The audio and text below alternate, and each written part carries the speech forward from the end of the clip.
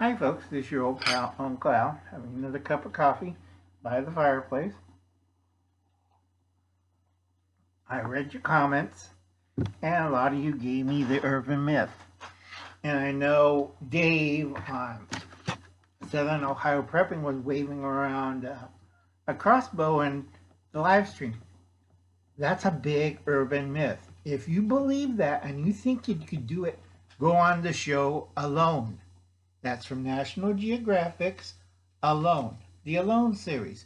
You go out for 50 days and you have your little crossbow and you can bounce around outside in sub-zero weather or 100-degree heat, and let's see you survive. If you come out alive and with weight, not half starved and look like a homeless person on crack, that's the truth. So wake up.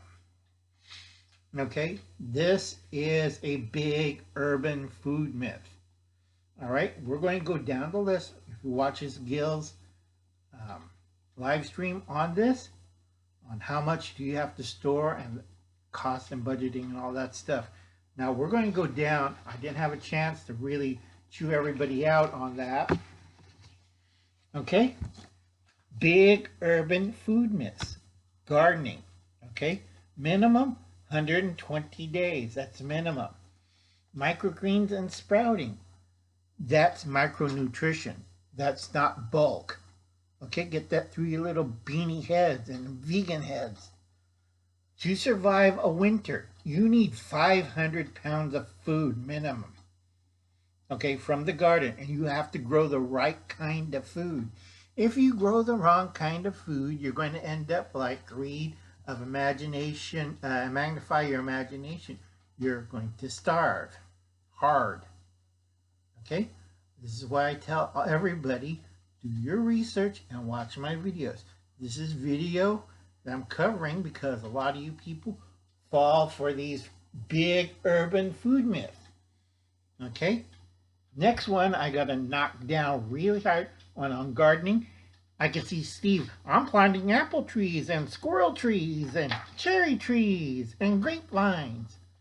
Okay, grapevines in California is considered a weed, and we have that Mediterranean climate. 2, you didn't do nothing, just pick grapes. You did not cultivate those. Okay, Steve's planting some apple trees or fruit trees. It'll be 2.5 years if it's a dwarf, 10 years for a regular tree. So put that in your pipe and smoke it. All right, this is experience, 40 years.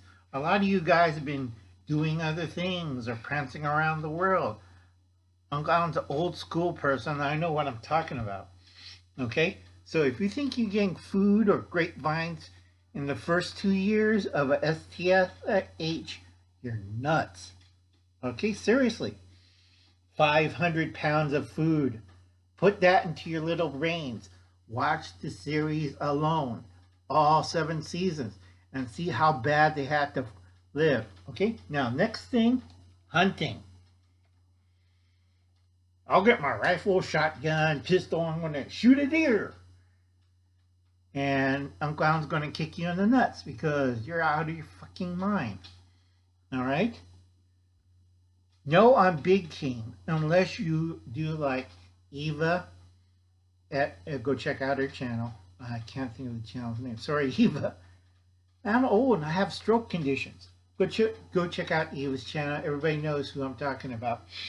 Okay, unless you put in a deer crop field, crops for deer so they can eat, you're not going to get big game. It's going to be deserted.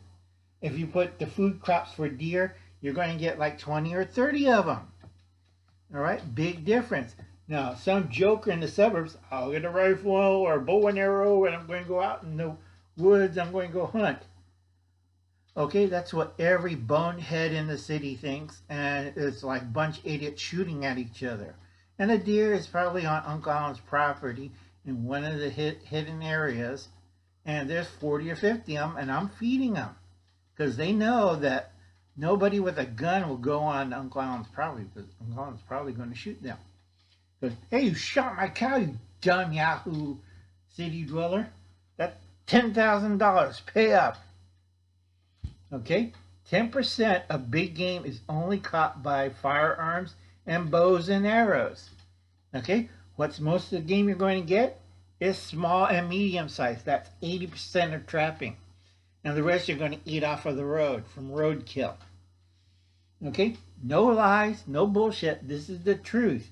Hunting is not it's a nice sport, but in real life, you're not going to get any food. If it was so easy, these guys wouldn't be half starved with beards and didn't have to rely on their relatives, the Native Americans. You should read this book. All right, and that's a beaver trapper for the Forest Service during the dirty 30s. And he hunted deer also. It's not easy. If I hear another person say, it's easy, I'm going to go get some big game and wave around my crossbow, I'm going to kick him in the nuts.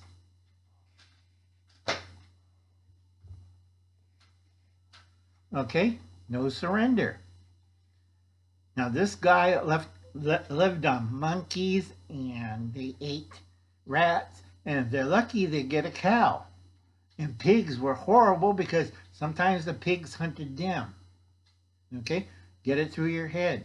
Fishing and hunting is a no-win situation. If you're good like Uncle Alan, you have a hell of a job you got to be doing. And with gardening and all that stuff, I haven't hit either fishing or foraging yet.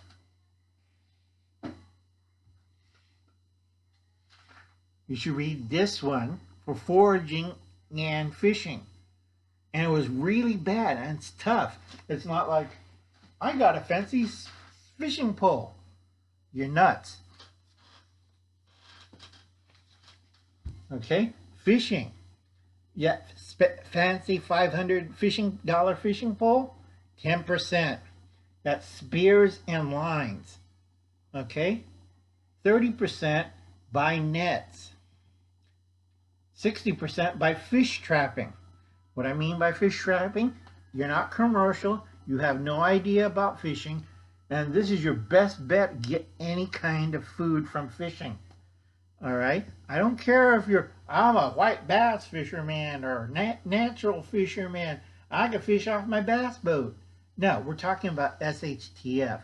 Get that through your tiny little drunken, beer-drunken, and soaking minds and realize it's not going to be easy. And if you're doing fishing, you have to catch 5 pounds of fish every day. Okay? 2 to dry, 3 to eat. And people don't understand that. Well, I just only got 1 fish. And that's going to last you for 6 months. Go watch a Lone series. Okay? And let's see. I forgot to write down foraging. This is a big urban myth used by outdoors people, bushcrafters, and into the wood idiots. Okay, foraging. This is my favorite. A lot of you guys can't tell from a poison mushroom or a regular mushroom. A lot of you people don't miss. Who really made me mad, and still does, is Princess Prepper. You know who I'm talking. Go see the old video. A lot of people can't tell which herb or shrub or bush is safe to eat. Total idiots. Okay? You're supposed to take a real class, not on YouTube, in a college area. I went to University Davis for 6 weeks to study this. 80% of all deaths in the outdoor is due to foraging, improper foraging. You either pick the wrong plant, wrong fungi, or wrong kind of vegetable at the wrong season, and you die. There's no give backs, no things. You die, period. Okay? Get that through your little mind. All this stuff, if not done correctly, you will die. And I know Dad on YouTube, well, you're always saying I'm going to die. Yeah, because you're Smurf on YouTube. Okay? Wear a little funny hat, paint your whole self blue, and dance, and go to Disneyland. I'm talking about the real world. Okay, so get that through your little mind. And calculating the odds. The odds are bad for you. I've listed all the odds for you. And foraging If you do it correctly and you do it every day and you get a pound of food from it, all right, watch this National Geographic Still On series. You barely have enough food to survive. That's 90%. Okay, because you don't know what you're getting. It's a big crapshoot with foraging. All right, this is why I tell a lot of people. A lot of people says, I know the natural ways of the Indians and I know how to survive off the land. Well, you die off the land. Get that little hit, get that and put it in your pipe and you smoke it. It's not rocket science. I'm doing basic math. Okay?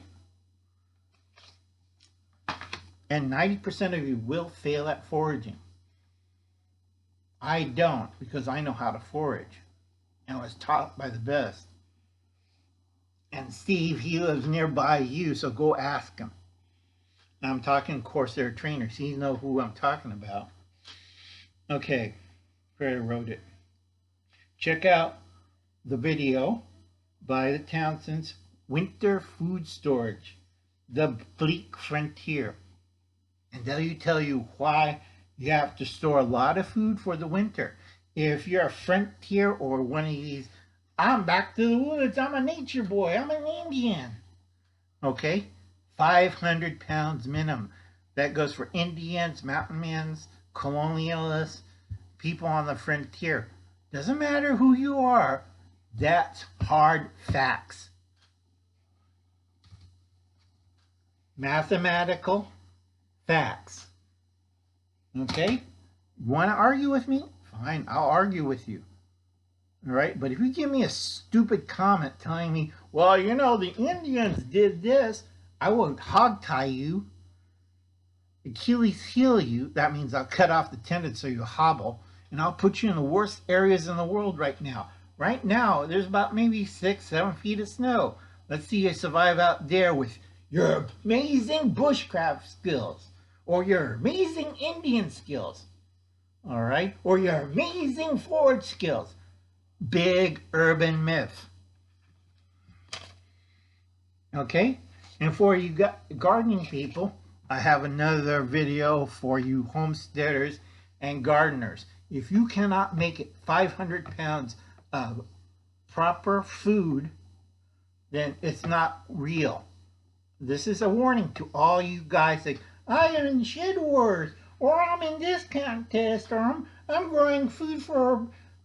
I don't give a crap. I'm hard, cold-blooded facts. Math. Okay? This is why I tell Dad on YouTube. All you've been doing is screwing around the garden. And wait until I get into economic warfare. Then I'm going to be screaming at people you would not believe. I'll catch you later. Sorry this is a long one, but I'm tired of these people running around saying these myths over and over again. It's a bunch of, go see the other end of a cow and what he's doing right now to our government and everything else. I'll catch you later. Bye, folks.